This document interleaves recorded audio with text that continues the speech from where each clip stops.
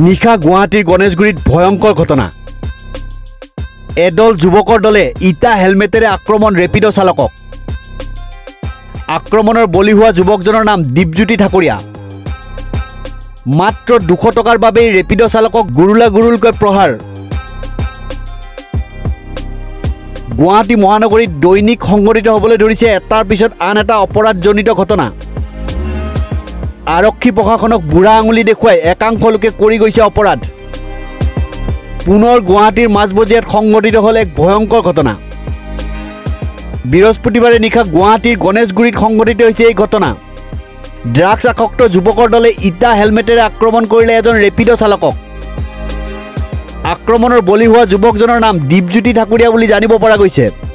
মাত্ৰ 200 টকাৰ বাবেই ৰেপিড' চালকক গুৰুলকৈ প্ৰহাৰ কৰিলে লম্পট যুৱকৰ দলটোৱে। ইটা হেলমেটেৰে প্ৰহাৰ কৰিলে দীপজ্যোতি ঠাকুৰীয়াক। গুৰুতৰভাৱে আঘাতপ্ৰাপ্ত হৈছে ৰেপিড' চালক দীপজ্যোতি ঠাকুৰীয়া। ঘটনা সংঘটিত কৰি এই যুৱকৰ দলটোৱে পলায়ন কৰে।